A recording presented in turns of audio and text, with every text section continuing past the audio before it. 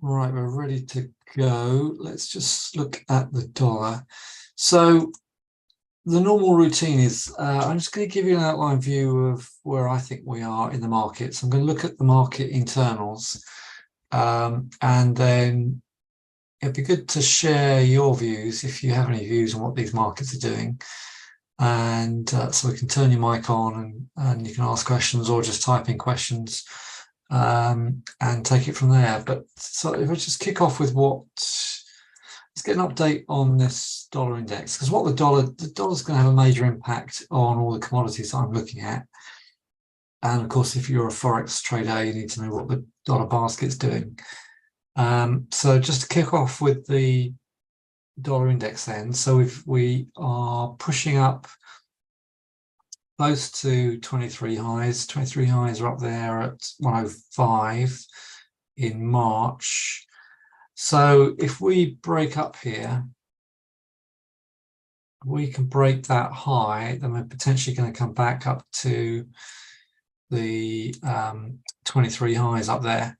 If I move that pink panel up there, that's where all the main resistance is. So that normally bodes badly for the US market. If the dollar's really picking up and breaks out, then that could potentially peg the US indices back. All right, let's have a quick look at, so we are high at a major resistance level. In the meantime, the US indices are still very resilient.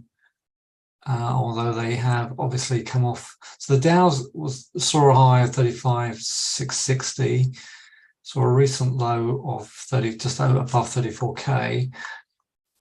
So this 35k level is a difficult area for the Dow. So the main support is all the way down there at just under 34k. So if we sell into last week's high, if we get back to last week's high and sell, then I will get short, and let's see if I can get that to go back down to close to 34k. Let's put the 20-day average on there. Yeah, so we're above the 20-day average. Any market that closes underneath the 20-day average is to be shorted. You can see here, for example, when the Dow was, this is a daily chart of the Dow, when the Dow got high here and got under the 20-day average, we continued down all the way into June and then popped up early part of June, got underneath it, but then back above it, got underneath it, back above it. So, but here we spent all this time underneath it since early August. So if this pullback is sold into and we get underneath the 20-day average, then we can potentially fall all the way back into this year's support, which is down underneath 32k. So what do I think is going to happen? September is normally the most volatile, one of the most volatile months of the year. So I would expect this to pull back, and it's triple witching as well on the 15th, which basically means all the futures contracts and the options contracts get to be reset. So I would expect some early selling into September, and if we close underneath here by the 15th, then expect this to continue lower. If we pull back into the support and hold here by that third week in September, then we could pick back up. If I'm wrong, we're just going to close back above this 35k and then go. I think overall this is wave one. This is the pullback wave two, and if I'm right about wave three, that could carry on down here. But we are not underneath the 20-day average as we speak, so the bulls are still holding this market up. You look at the FTSE, that's already shown some early September weakness. So I'll be looking to short 75.10 tomorrow with a stop above this high. And as with the Dow, if we continue to close underneath this support, come back and test this support and lose it, I will add on pullbacks. Okay, so the markets have they've had a good year. I mean, if you look at the spiders, S&Ps here, we came out of the gates in January very well. We pulled back in March, and ever since that pullback in March, the dips have been bought. So we recently had a dip down here up just above 4,300. So as with the other markets, this is crucial. If we start closing underneath 4,500 and expect this to pull back at least into localized support. So I think this is a time to sell the highs short term and add if they work, back off if they don't. But let's look at the DAX. Don't normally look at the German DAX, but yeah, so this is really sideways. This is, of all the indices we've just gone through, US and UK, this is the most sideways. So if this really starts to give way, we start to close underneath this trend line. I mean, this is already in trouble from the point of view that we are already, even today. So from the December lows and is that April or March? March lows, we are underneath this 23 trend line in the DAX. So these highs are to be sold, and this could accelerate. If we break this recent low, this could accelerate. At least back down to December lows, if not more. Let's look at a weekly on this DAX. Yeah, this has got the look of a chart that has had enough and is in a distribution phase. We saw a distribution phase here. We look as if this is in a distribution phase again from the same level, from a slightly higher level. So you can see a pathetic couple of weeks higher into that 20-day average. But if we break this low, then we are in trouble. And you've effectively got, we could go back to 12K and lower. Anybody who has got their own views on that, by all means, type in and you can, got to run, okay. Right, so at the moment the oil is incredibly bullish. So on the weekly chart, you can see I've marked a 5-wave move to the downside. And this is potentially, let me just pen out what I've got here. So I'm saying from this 127 top, we've had a 1, 2, 3, 4, 5 wave correction. You could actually take it from this high. 1, 2, 3, 4, 5. 1, 2, 3 wave correction into here. And then a 1, 2, potential 3-wave correction back down towards 70. You've got to be very careful with this oil because it's been very, very resilient. It had a tremendous week last week. But this is a major trendline resistance up here. If I pull back on this, we look at, if we sort of squint your eyes on this, notice how in July 14 we really fell out of the bath up here from a lower high in June 14 at 106. So if we get a similar situation, if this is going to really give way, I know this is very bullish, but this is a bearish scenario here. If we close underneath, well, basically, if we close lower here and then I've closed underneath 880, then this is going to give way. So I would not short at this stage. Let's look at the daily. Go back to the daily. Obviously, the US is off today. It's Labor Day. So we've closed flat on the day.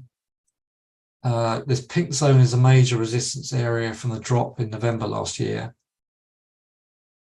So if we start to fall underneath 85, then I think that's going to drop hard.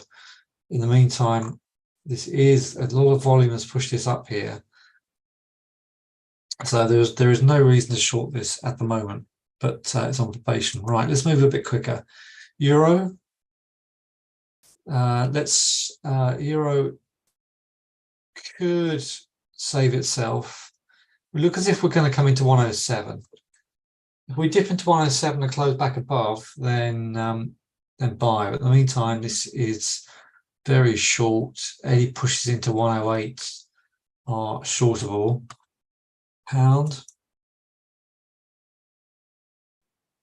Same story. Any push into 127 could see that fall further back. We are clearly in a downtrend. The highs are selling at the moment. So if we run into that resistance, then we should see at least 125, if not lower.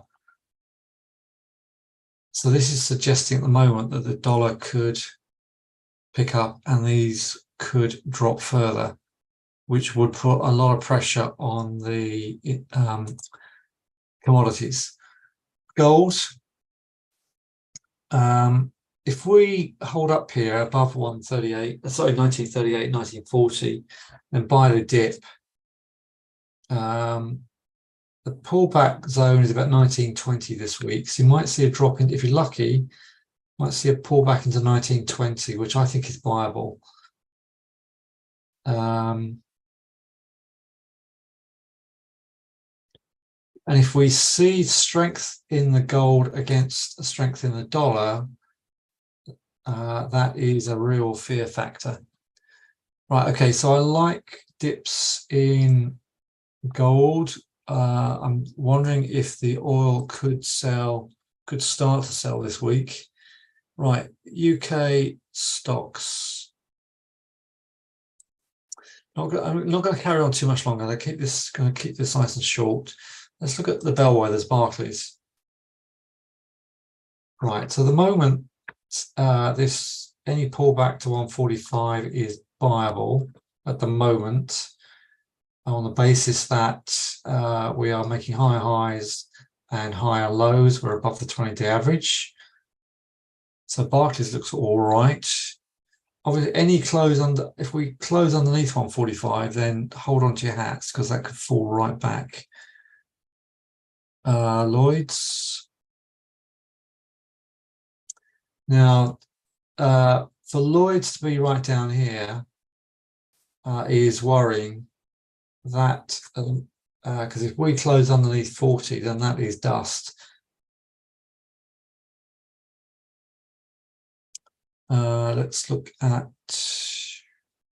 Prudential. Prudential is really struggling. We've seen a lot of decent volume come up here. I saw a buy signal here on the 29th.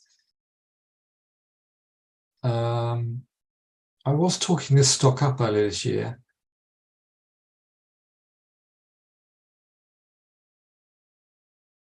That is, again, we've fallen back under the 20-day average. It looks to me as if that wants to come and see 930.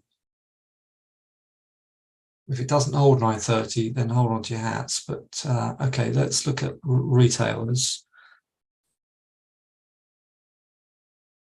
A lot of retailers are really beaten up. Boo, okay, that's pushed up. That's had a good couple of days on volume. This looks as if this is potentially back into play at the moment. Every time we see a decent push up on volume, it looks sustainable. Hi, Matt.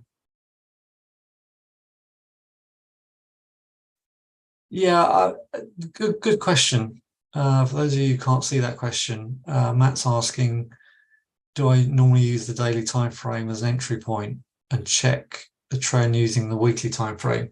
Yeah, I also drill down into I like 1 hour charts as well, intra-week. I've got a particular way of using a 1 hour chart to try and get to refine my entries in these charts, which I teach on the day trading program, which I'm going to announce. I'm going to announce a new program on that this week. Yeah, I've decided to simplify the program and try and encourage others to get involved in that. Right, so big move up on volume. Short covering, possibly. If we come down and hold 34 on this and hold, this could push up. And in the meantime, steer clear. I've been steering clear of retail sector this year. Let's look at the bellwethers in this sector. Tesco's has had a good run. So any pullback into 250, which is currently 263, I think that is a buy. We're coming up on volume, so the volume is suggesting there are decent buyers behind that. Sainsbury's has had a good run and is currently pulling back. Any pullbacks to 260 looks with a stop underneath 250 is good in Sainsbury's in the run up. Obviously, you know, scores are going back. The days are starting to get shorter, so we are towards the season, the next season. EasyJet. It's not for me because I just don't like anything that's exposed to the retailer at the moment. I do like stocks that are exposed to commodities like miners. Let's look at the miners. Pan-African. I'm long this Pan-African, and I think this has got a lot more mileage. As long as we don't close underneath this 13, I think this is going to push up. Last time we were down here in March this year and we pushed up to 2021. So as long as we hold so I think these levels down here are viable, 13, 13 and a half. But just don't hang around if we close underneath 12 and a half, that's all. Griffin. Don't touch it. It doesn't look good at the moment. That's pulling back sentiment. Let's look at Hochschild. Hochschild's been on a decent run up there to 94. If we peel back to 80, 81, I think that is viable. We're making higher highs and higher low in this current period. So I think these miners are viable. Let's look at the energy sector. Any stocks you want me to look at? So I'd called Tullow recently.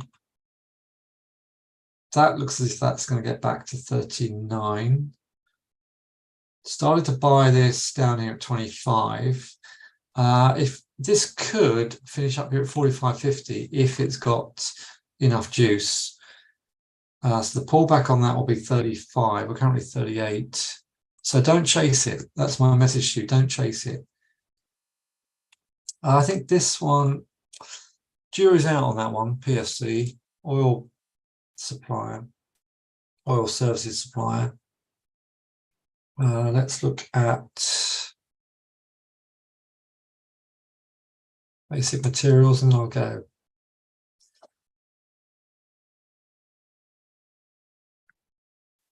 Right, I like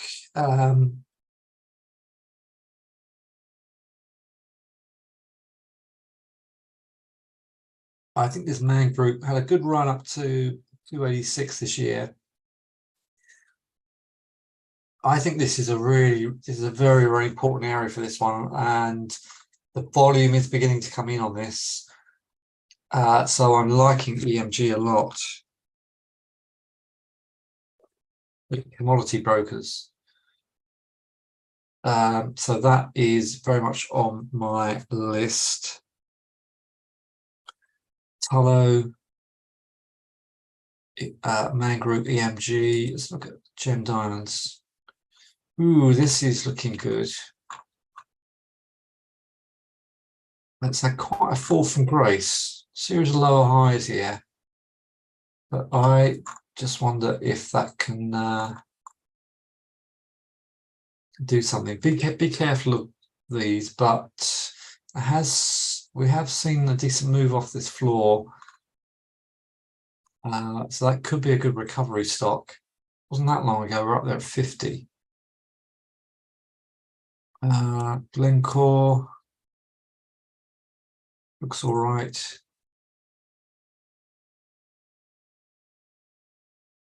That looks good. All right, well, I'm going to leave it there. Any questions?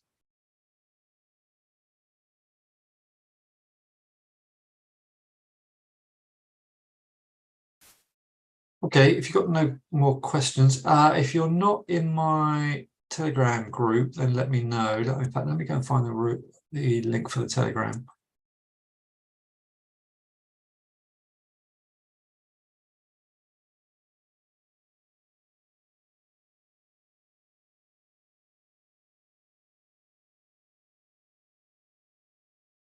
What's it gone?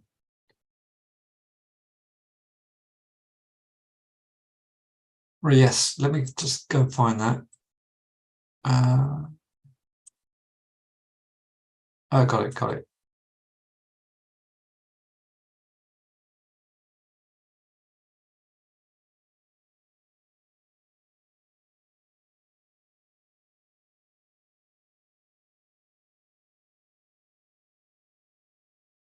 Right, click on that now and join the Telegram group. Now we're back into September. Everything is going to be cranked up. Services and information that's available to guys like you will be stepped up. Right. If there's no more questions, I will disappear. Oh, right. Okay. All right. Well, I will. If you join that group, I will post the replay anyway. So thanks for joining me, and I will talk to you soon. Thanks. Bye. Good.